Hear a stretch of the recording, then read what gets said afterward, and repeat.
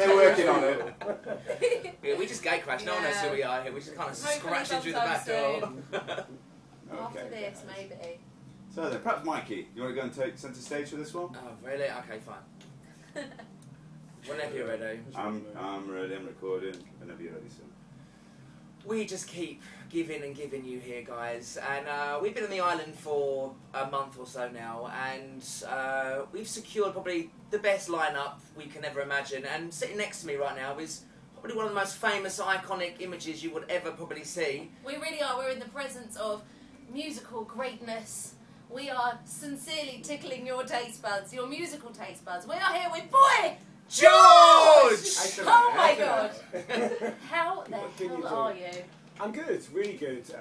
I'm very happy to be here tonight. This is a really, really good party, and I've been doing a residency for the Troyer for the last few weeks, and yeah, it's just a great night. So I was looking forward to being here. I'm actually here on holiday. I've been coming back and forward doing this residency, but I'm now here for 2 weeks with my family. We've got 14 of us here, so 14 of you. 14. That's my mum's here, my aunt from Ireland. That's one crazy party. Nephews, yeah. No, it's you know, the thing about Ibiza is that people think, you know, that you can only have one type of holiday here, and you really can have, you know, very civilised, kind of glamorous, relaxing holidays in Ibiza. As long as you don't come over to San Antonio. Well, you know, when I first came, We'll have to cut that out. when I first came to Ibiza, it was in 1987, and probably for the first few years that I was coming out here, I used to go home and have to have a holiday, because it was like so not a holiday because you just sleep all day, go out clubbing all night. Sure. This club, Amnesia, was the first club I went to party, and you know, coming from London, you know, going to a club with this had no roof originally, so it was an open air club. You know, the weather was amazing, the music was amazing, and I just remember the first sort of time coming here, being so blown away, because you know, you can't do that in London. No, sure. So from 1987 to 2012, you've seen the transition between, you know, the whole island. What's changed? How different was it then to now? Well, it's not as messy. Well, it depends, but it used to be very messy everywhere. Everywhere was messy. You know, you just used to see people wandering around the streets like it's like it used to be horrific. And I think now a lot of people say, oh, you know, Ibiza's not like it was. I think it's a much better place.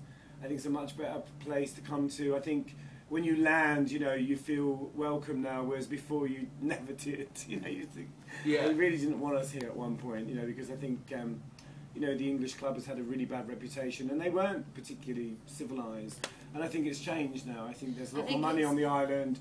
Things have got more glamorous, and you know, people behave a bit better. I think it's changed so much because of the likes of people like you and the reputations that you have. I mean, you bring such an incredible amount of musical intrigue, I think, to the island. Not just because of how fantastic your career has been, but just because of the sheer credibility that I think you guys bring. Like, I'm not going to argue with that. That's we actually really wanted to ask you, from DJing, singing, writing your own book. Is there, I mean, what else? Next? Yeah, I mean, what else could there be? Well, I mean, you know, the thing that excites me about what I do is the kind of creative process, whether it's, you know, designing a T-shirt or making a record or making a record for someone else. You know, it's the creative process, it's the fun bit. Obviously, when you start out in this business, the kind of fame aspect and getting attention and being in the papers, that's all very exciting when you first start out. And then, of course, you go mad. and then you have a kind of level. We're living together in a one-bedroom apartment. We're going crazy. Well, you know, I mean, madness is a choice, but I think, you know, for me, you know, nowadays, if I look at, you know, sort of where I am now in my life, I probably enjoy the stuff out of the kind of limelight more. You know, like making a record, doing a photo shoot, whatever it may be. You know, anything.